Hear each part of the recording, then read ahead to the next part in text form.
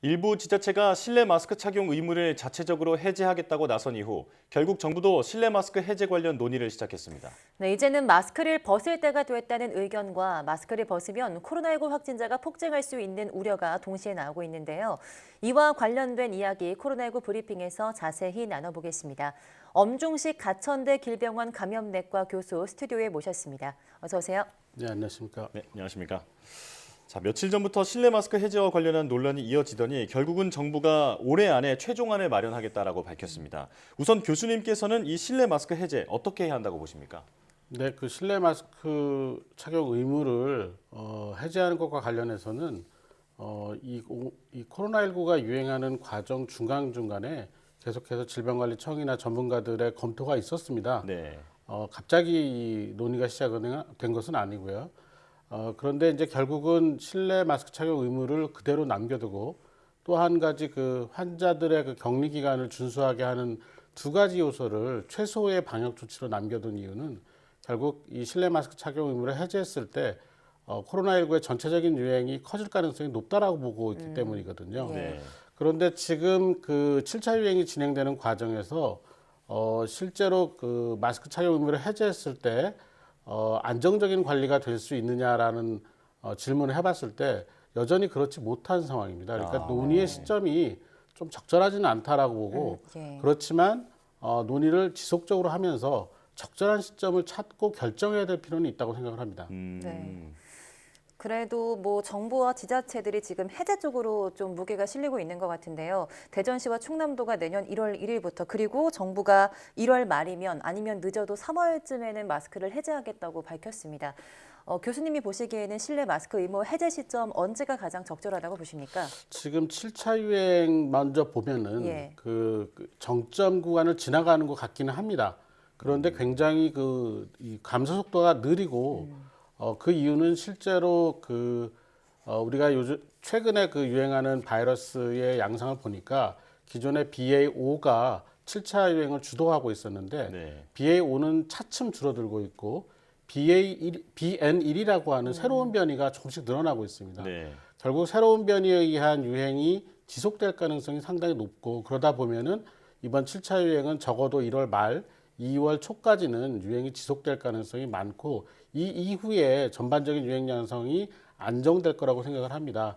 그래서 이 시기에 마스크 착용과 관련된 논의를 시작하는 것이 바람직하다고 생각을 하고 우리가 지금 보면은 지난 11월 달 한 달 동안 사망 보고가 1,350명이 넘었거든요. 네. 네. 그리고 지금과 같은 유행 양상이 지속이 된다면 결국은 12월 달, 1월 달에도 사망자가 비슷한 수준 또는 그 이상 나올 가능성이 높은데 현재 이 고위험군 그리고 이 취약시설에서의 예방접종 율을 보면은 30%를 못 넘고 있습니다. 네. 그래서 이제 이런 부분들이 고위험들을 보호하기 위한 예방접종과 같은 적극적인 그런 그 중재가 충분히 이루어진다면 적어도 한 5, 60% 정도의 접종률을 보여서 고위험군들을 안전하게 보호할 수 있다라면은 마스크 착용 의무 해제를 해서 유행이 커졌을 때 이런 사망자나 중증 환자 발생을 최소화할 수 있기 때문에 이제 이런 시기에 결정을 하는 것이 가장 바람직하다고 보고요. 또 하나는 전통적으로 12월과 1, 2월은 이 코로나19 이외에도 여러 가지 그 뭐 폐렴과 같은 호흡기 질환이나 심혈관계 중환자들이 많이 발생을 해서 예. 중증 병상이 모자라는 시기입니다. 네. 그러니까 결국 의료 대응책의 여력이 많지 않은 시기라는 거죠. 이것들이 해소되는 시점에 유행이 커지더라도 충분히 대응할 수 있도록 준비하고 그리고 결정하는 것이 바람직하다고 생각을 합니다. 네.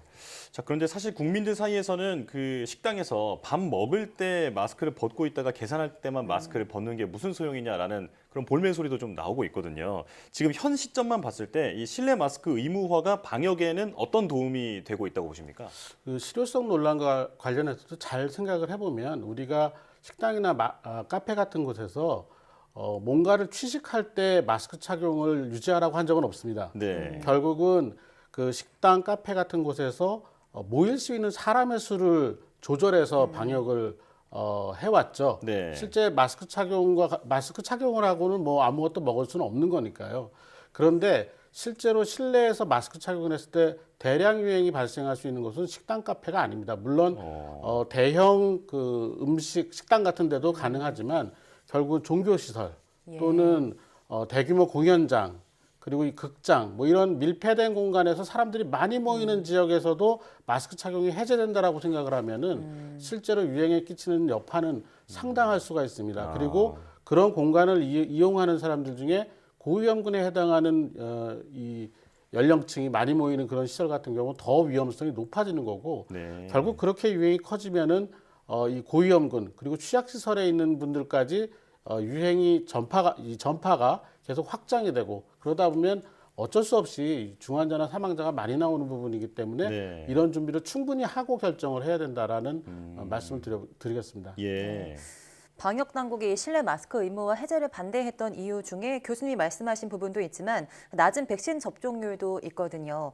아직 코로나19 유행이 완전히 끝나지 않은 상황에서 백신 접종률도 낮아서 이게 마스크를 해제하기엔 좀 위험하다는 건데요. 이 부분은 어떻게 생각하십니까? 예, 지금 12월 7일 기준으로 보면은 60세 이상 고위험군의 백신 접종률이 23%대입니다. 네. 그리고 취약시설, 그러니까 요양원이나 요양병원 같은데 재원하고 계신 환자분들의 백신 접종률이 30%를 조금 넘은 수준이거든요. 네. 그러니까 이런 그 고위험군에 해당하는 분들이 적어도 절반 이상은 백신 접종을 해야지만 기존에 감염됐거나 뭐 최근에 백신을 맞았던 분들을 포함해서 안전하게 보호될 수 있는 그리고 중환자가 최소화될 수 있는 여건을 갖추게 되는 거기 때문에 이런 실내 마스크 착용 의무 해제를 하기 앞서서 이 고위험군들에 대한 백신 접종을 좀 강력하게 드라이브를 걸어서 충분한 이 기반을 만들어 놓고 결정을 해야 된다고 생각을 합니다. 네, 백신 접종률이 일단 높아지는 게 선행돼야 한다라는 말씀이신데요. 자, 사실 최근에 사회 분위기를 보면 그 코로나19에 대한 긴장감이 많이 완화된 게 사실입니다. 그러다 보니까 확진 사실을 숨기는 경우도 많은 것 같은데 지금 실제 진료 현장에서 보시기에 그 숨은 확진자가 정말로 많습니까? 7차 유행 직전까지만 해도 그 100명의 감염자가 있다면 70% 정도가 진단을 받았던 것으로 통계가 나오고 있습니다. 그런데 네. 최근을 보면은 거의 5대5가 아닐까 할 정도로 감염이 되었지만 실제 코로나19 확진 검사를 받지 않은 분들이 많이 있는 상황입니다. 그 네. 단적인 예가 계속해서 7만 명 정도의 그 화요일, 수요일 날 7만 명 정도의 그 확진자가 나오는데 중환자가 줄질 않습니다. 그러니까 위중증 환자가 계속 400명 중반대에서 왔다 갔다 하면서 전반적으로는 사망자가 주간 단위 일평균 사망자가 조금씩 올라가는 양상을 보이고 있거든요. 예. 그러니까 결국은 지금의 위중증 환자나 사망자 숫자를 보면은 이전에 진단율이 높았을 때, 진단을 많이 받았을 때하고 비교를 해보면 적어도 20, 30%는 검사를 덜 받고 있지 않는가라는 추정이 가능합니다. 예. 네. 실내 마스크 착용 이야기 계속 나눠볼 텐데요. 해외 사례 보겠습니다. OECD 국가 중 우리나라만 실내 마스크 의무를 해제하지 않았다 이런 주장도 나왔는데요. 실제로 해외 사례는 어떻습니까? 예, 실제로 그 마스크 착용을 실내에서의 마스크 착용을 의무화하고 있는 나라는 우리나라와 뭐 일본 정도인 것 같습니다. 네. 그런데 이제 저는 이제 그 뭐 정치 방역이다, 과학 방역이다 이런 말에 앞서서 저는 자주 방역이라는 표현을 쓰기 시작했는데요. 예. 우리보다 치명률이 높았고 사망자가 많았으면서 코로나19에 대한 그 방역 대응이 우리보다 그 좋지 않았던 나라들의 선례를 굳이 따라갈 필요가 없습니다. 지금 예를 들고 있는 유럽이나 미국의 경우에는 우리보다 치명률이 적어도 서너 배, 미국 같은 경우는 치명률이 10배 이상 높습니다. 그러니까 지금까지 누적 사망자도 우리보다 훨씬 더 많고 현재도 유행 양상이나 또는 이 사망자 숫자가 우리보다 많이 나오는 나라의 선례를 따라갈 필요가 없습니다. 지금 치명률이 전 세계에서 가장 낮은 나라가 우리나라와 일본, 대만입니다. 세 나라가 0.1%대의 치명률을 보이고 있는데 이 세 나라가 각기 다른 방역을 했습니다. 그런데 공통점을 몇 가지 찾아보라면 첫 번째가 마스크 착용입니다. 전통적으로 마스크 착용에 대해서 부정적인 인식이 없고 문화적으로 마스크 착용을 비교적 그 수용성이 좋게 받아들여서 지속적으로 착용을 했기 때문에 이런 치명률이 낮은데도 상당한 영향을 미쳤거든요. 예. 그러니까 우리가 이런 부분들을 생각을 한다면 좀 충분히 준비하고 착용을 해제하는 것이 바람직하지 다른 나라가 한다고 해서 따라갈 이유는 전혀 없다고 생각을 합니다. 예. 네. 자주 방역 그러니까 우리 사례, 우리 역량을 기준으로 방역 정책을 세워야 한다라는 말씀이신데요.